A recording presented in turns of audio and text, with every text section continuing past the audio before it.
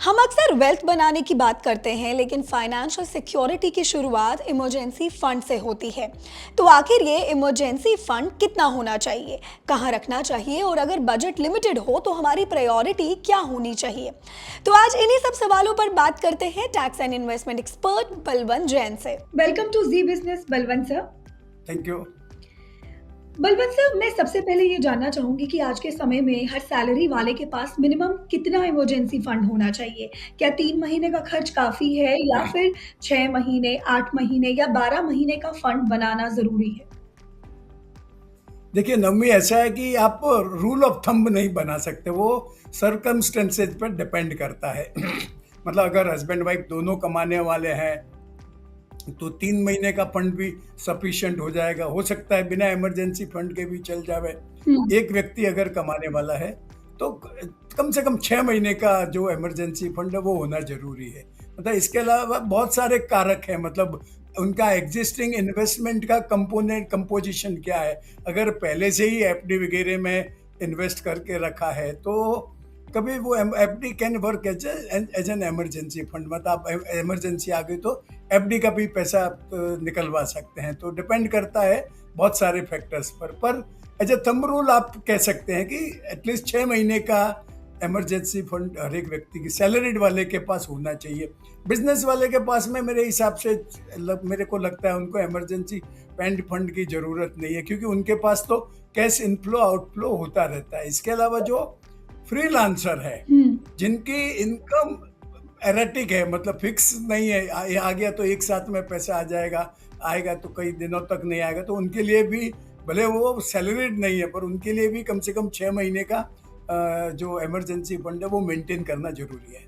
Okay, तो अब अगर किसी के पास लिमिटेड बजट है, तो उसे पहले इमरजेंसी फंड बनाना चाहिए, या उसे पहले एसआईपी या म्यूचुअल फंड्स इनमें इन्वेस्ट जो है वो शुरू करना चाहिए? Basically I want to know कि प्रायोरिटी क्या होनी चाहिए, इमरजेंसी फंड या इन्वेस्टमेंट?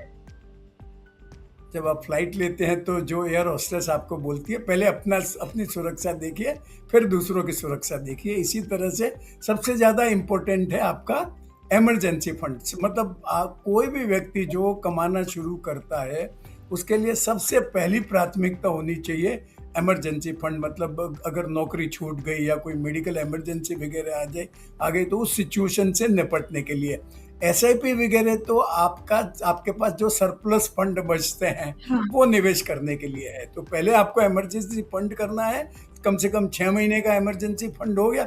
उसके बाद में अगर आपके पास सरप्लस रहता है तो आपको इन्वेस्टमेंट देखना चाहिए। तो सर, क्या कोई ऐसा कोई फिक्स्ड कैलकुलेशन है जिससे मैं अपना इमरजेंसी फंड कैलकुलेट कर सकती हूँ कि कितना होना चाहिए मेरा इमरजेंसी फंड, 6 महीने का या 3 महीने का? कोई ऐसा है कोई फिक्स्ड कैलकुलेशन, और ये डिपेंड करता है इंडिविजुअल टू इंडिविजुअल? ये इंडिविजुअल टू इंडिविजुअल डिपेंड करता है, परंतु आपको ये जो इमरजेंसी फंड है अब 6 महीने के खर्चे के बराबर होना चाहिए। उस खर्चे में क्या क्या होना चाहिए वो मैं आपको बताता हूँ। ठीक है। सबसे पहले तो आपका जो हाउस होल्ड का खर्चा है, जो day to day monthly expenses है वो होना चाहिए।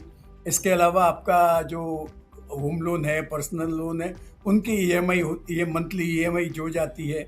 जो लाइफ इंश्योरेंस, हेल्थ इंश्योरेंस का जो प्रीमियम भरना होता है वो बहुत ज़रूरी है, तो वो भी इंक्लूड करना ज़रूरी है। पर ये हेल्थ इंश्योरेंस और जो लाइफ इंश्योरेंस का है वो पूरे साल का इंश्योरेंस प्रीमियम आपको पकड़ना पड़ेगा। आप 6 महीने का इंश्योरेंस प्रीमियम पकड़ेंगे और अगर आपका इंश्योरेंस प्रीमियम ड्यू हो गया तो इंश्योरेंस कंपनी 6 महीने का प्रीमियम नहीं लेती है, वो आपको पूरा 12 महीने का प्रीमियम भरना पड़ेगा। और ये होम लोन और पर्सनल लोन की ईएमआई का 6 महीने का जुगाड़ करना इसके लिए ज़रूरी है कि अगर आपका डिफ़ॉल्ट हो जाता है तो आपका जो सिबिल स्कोर है वो ख़राब हो जाता है, और इससे भविष्य में आपकी जो सिस्टम से बोरो करने की जो कैपेबिलिटी है वो एडवर्सली इफेक्ट होती है।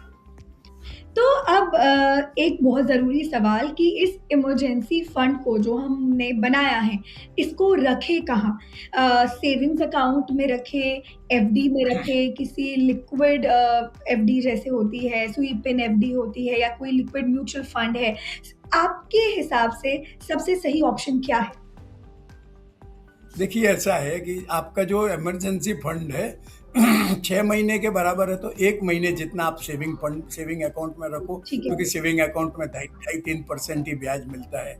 और इसके बाद का जो ऊपर का है वो आप लिक्विड फंड में रख सकते हैं। मेरे हिसाब से एफडी वगैरह में रखने में फ़ायदा नहीं है, क्योंकि एफडी में रखेंगे तो एफडी आपको पूरा का पूरा तोड़ना पड़ता है अगर विड्रॉ करना है तो, या फिर एफडी के सामने ओडी लेना पड़ता है तो ज़्यादा ब्याज लगता है। तो आप लिक्विड फंड में रखेंगे, लिक्विड फंड में आपको एफडी जितना ही ब्याज मिलता है। इसके अलावा एक टिप और मैं देना चाहूँगा कि अगर हो सके तो आपकी अच्छी क्रेडिट लिमिट वाला एक क्रेडिट कार्ड कम से कम आपके पास में होना चाहिए।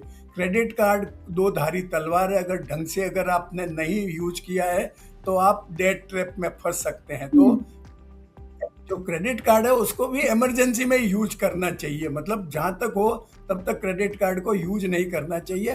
परंतु कभी ऐसी मेडिकल इमरजेंसी वगैरह आ जाए तो ऐसे में आपका जो क्रेडिट कार्ड है वो आपके लिए हैंडी हो सकता है। तो अब मैं ये जानना चाहती हूँ कि किन परिस्थितियों में यानी किन सिचुएशंस में इमरजेंसी फंड का इस्तेमाल करना सही है और किन खर्चों के लिए हमें इसे बिल्कुल नहीं छूना चाहिए? देखिए ऐसा है, जैसे बताया कि अगर आपकी नौकरी चली गई या आपके कोई मेडिकल इमरजेंसी वगैरह आ गई, मतलब इमरजेंसी फंड का मतलब ही यही है कि कोई ऐसी इमरजेंसी हो गई आपकी कि आपके पास और कहीं से आप पैसा नहीं ला सकते, ऐसी परिस्थिति में ही इमरजेंसी फंड को यूज करना चाहिए। राइट। और आप समझे कि मेरे को कोई ज़रूरत है, जैसे फ़ोन खरीदना है और मैं इमरजेंसी फंड में से पैसा निकाल दूँ, वो एडवाइजेबल नहीं है। मतलब एकदम इमरजेंसी लाइक सिचुएशन हो उसमें ही आपको इमरजेंसी फंड यूज करना चाहिए। Okay, great. Thank you so much sir for your time. Welcome welcome Navami. Emergency fund सिर्फ सेविंग्स नहीं बल्कि आपका फाइनेंशियल सेफ्टी नेट है। उम्मीद है इमरजेंसी फंड से जुड़े आपके कई सवालों के जवाब आपको मिल गए होंगे, और अगर आपने अभी तक अपना इमरजेंसी फंड नहीं बनाया है तो आज से ही इसकी शुरुआत करें। और फाइनेंस से जुड़ी ऐसी ही वीडियोस के लिए देखते रहें जी बिजनेस।